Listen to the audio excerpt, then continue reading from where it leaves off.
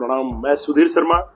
देश दुनिया में आज एक ऐसा खबर समाचार या आप कहिए समाज को एक सीख लेकर आया है जो आपको सोच के झकझोरने के लिए पर्याप्त है। यह घटना एक ऐसे लड़के और उसके दोस्त की है जो अपने पत्नी के हत्या में 18 महीने का जेल और उसका दोस्त 9 महीने के जेल काटने के बाद बेल पे आके अपने उसी पत्नी को ढूंढकर और अपने को निर्दोष साबित किया। यानी कि जिसके हत्या में हम जेल गए वह बाहर चैन से घूम रहा था और अपनी दुनिया को एक शेप दे रहा था, एक रंग रूप दे रहा था। दो परिवार जो बुरी तरह से बर्बाद हो गए, लेकिन वह लड़की बाहर आके दूसरी शादी करके और अपने शरीर अपने जिंदगी को अच्छे से जीना और जीने की चाहत से बरसी हुई थी।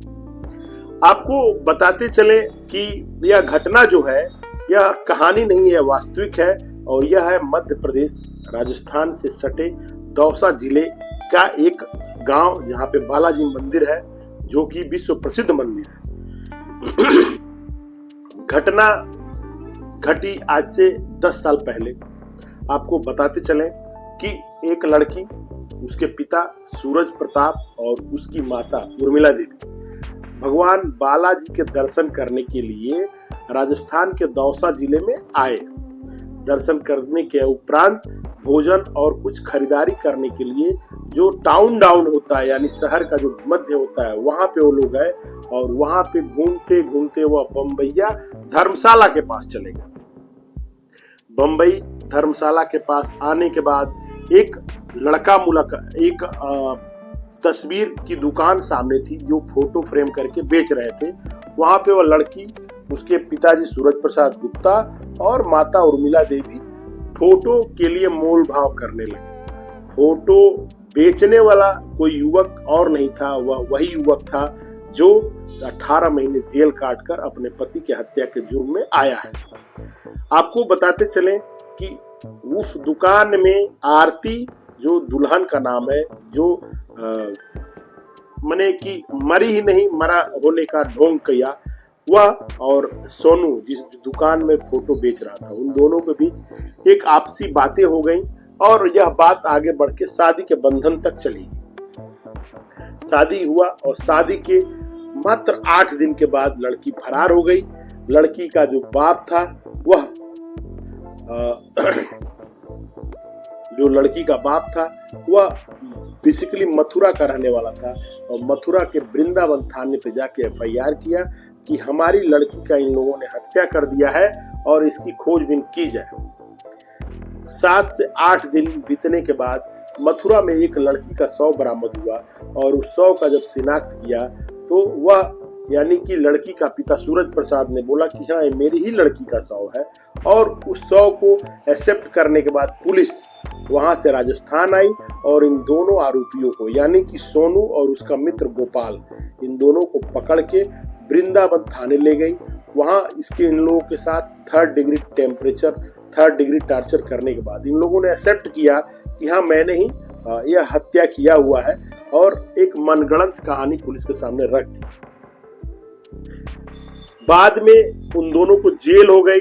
जेल में 8 या 9 महीने बीत जाने के बाद गोपाल सैनी, जो कि सोनू का दोस्त था, उसको तो जमानत मिल गई, लेकिन सोनू को जमानत दिलाते दिलाते, चूंकि वह उसी की विवाहिता पत्नी थी, तो उसको जमानत दिलाते दिलाते 18 महीने लग गए। सोनू को 18 महीने का जेल और उसके मित्र को 9 महीने का जेल। और जेल होने के बाद बेल पे दोनों जब बाहर आए तो उन दोनों लोगों की दुनिया पूरी तरह से बदल चुकी थी। दुनिया ऐसा बदला, इस तरह बदला कि लोग अपने घर में, अब मैं आपको बता रहा हूँ, सोनू जो है वो अपने 4 भाइयों में सबसे छोटा भाई था। सभी लोगों की शादी हो गई थी, सोनू की शादी नहीं थी, लेकिन गोपाल जो उसका मित्र था वो अपने घर में दूसरे नंबर का भाई था। उसके बाद उस पीछे 3 बहनें और 4 भाई थे। उन सारे लोगों की शादियां अटक गई, कुछ लोगों की शादी टूट गई। गोपाल का 10 दिन बाद ही शादी होने वाला था, उसकी शादी भी टूट गई। और इन दोनों परिवार के ऊपर इन मुकदमाबाजी के चक्कर में 20 लाख रुपए का कर्ज हो गया। घटना घटी और घटना का जो परिणाम हुआ उसके परिणाम में यह परिवार पूरी तरह से बर्बाद हो गया।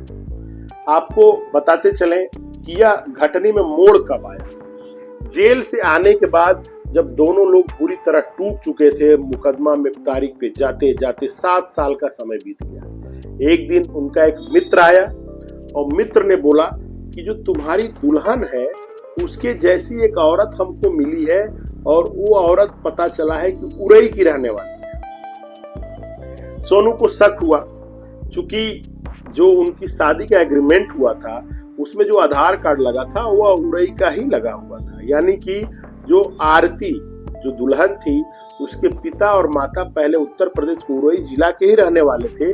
बाद में वो मथुरा में जाके बस गए और वहां पे रहने लगे, लेकिन आधार कार्ड में जो एड्रेस था वो उरई का ही रहने वाला था, यानी उरई जिला उत्तर प्रदेश का ही था। शक का बीच उनके अंदर आया।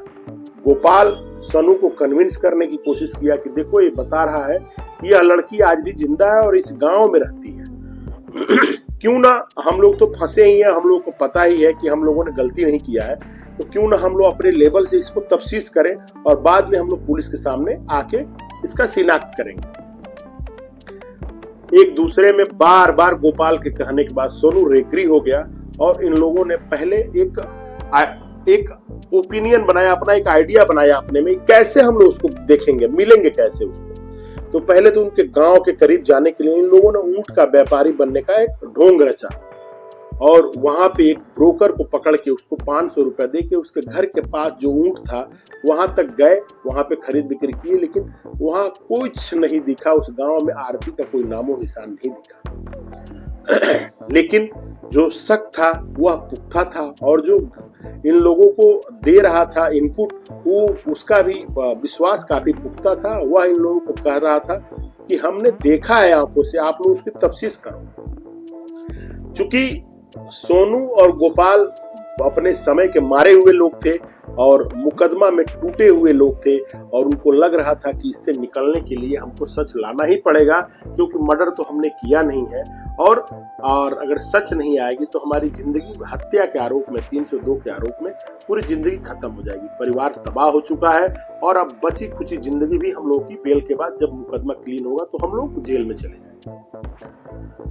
मरता क्या नहीं करता, सोनू और गोपाल ने रूप बदला और सब्जी बेचने का भेष बना के उसी गांव में इन लोगों ने डेरा डाला और उनके घर के आसपास ही सब्जी बेचने के लिए यह अपनी ठेला लगाने लगा। जब ठेला लगाना चालू हुआ तो एक दिन वही लड़की उस ठेले पर आई और अपने ही हस्बैंड जो भूतपूर्व 7 साल पहले जिससे शादी हुआ था, जो उसके हत्या के आरोप में जेल काट चुका था, उसको पहचान नहीं पाई, क्योंकि 7 सालों में उसकी हुलिया बदल चुकी थी और जेल में रहने के कारण वो आदमी पूरी तरह टूट चुका था।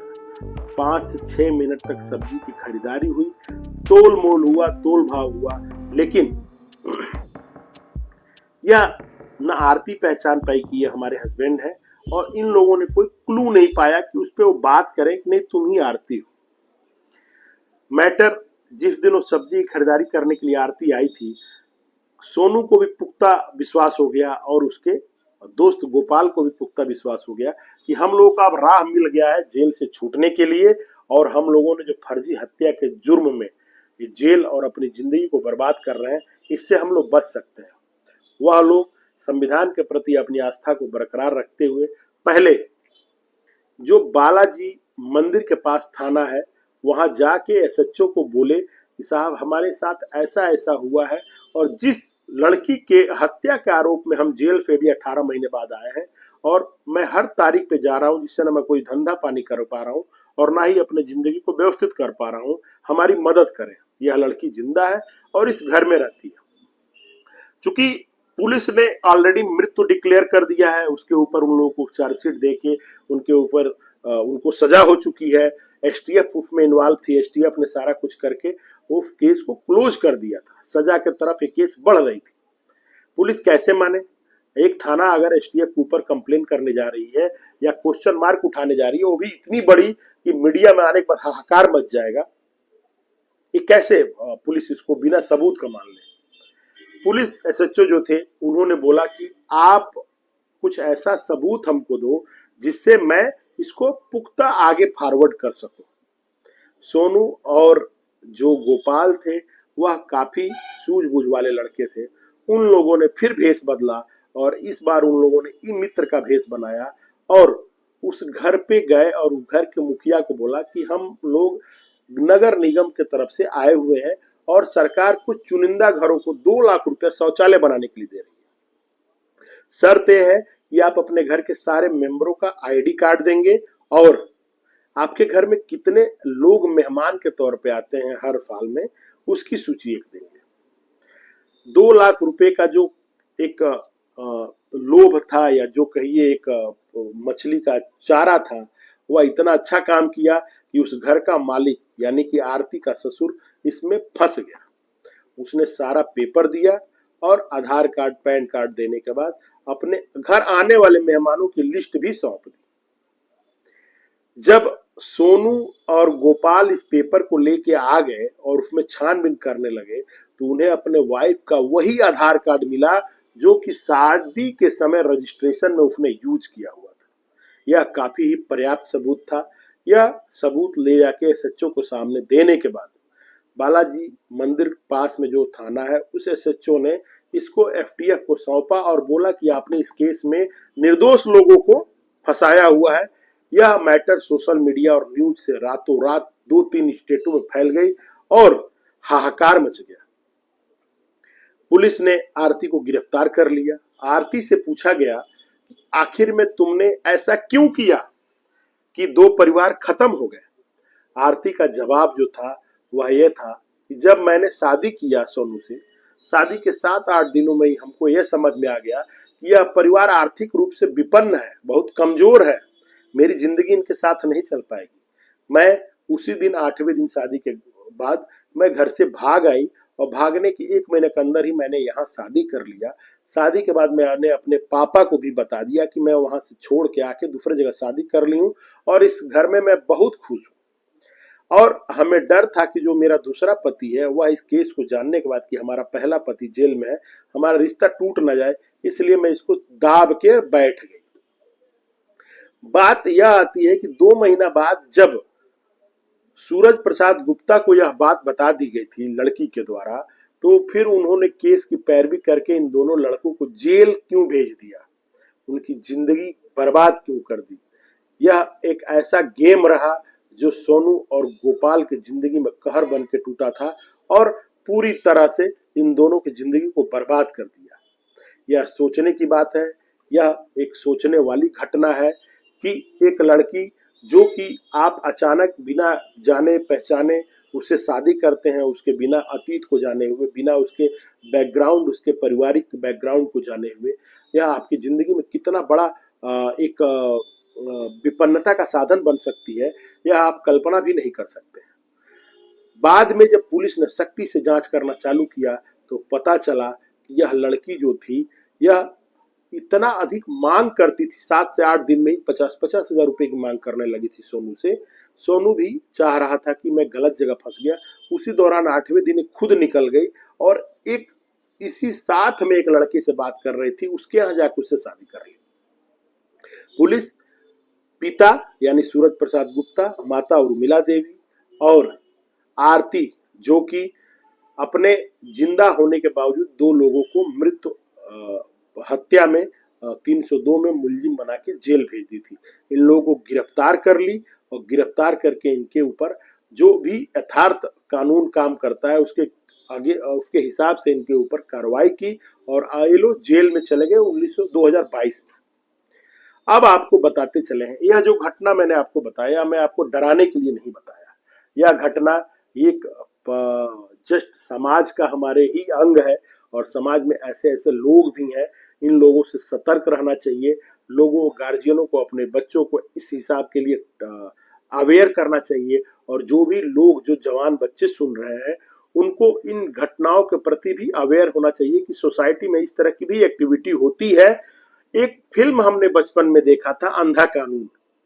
यह घटना जब मैं पढ़ रहा था तो मुझे उस फिल्म का वह लास्ट वाला सीन याद आने लगा जब अमिताभ बच्चन जो विलेन था उसको दौड़ाते हुए कोर्ट के अंदर गया और जज के सामने उसकी हत्या कर दी और बोला कि एक मर्डर के लिए कितने बार जेल भेजोगे, मैं इसके मर्डर में 12 साल सश्रम जेल काट के आया हूं, और अगर मैं जेल काट के आया हूं तो इसको मृत्यु होना लाजमी है। आपको मैं ये वीडियो के माध्यम से समाज को ये बताना चाहता हूं कि समाज में किसी भी तरह की एक्टिविटी में अगर आप इंगेज होइए तो बहुत ही सोच समझ के इंगेज होइए, और खास तरफ से किसी तरह के शारीरिक या सामाजिक बंधन में बंधने जा रहे हैं तो आप उसके लिए काफी अवेयर होके ही जुड़िए। एक बार और मैं आप लोगों को नमस्कार करता हूं। मैं सुधीर शर्मा, देश दुनिया की तरफ से आपको प्रणाम।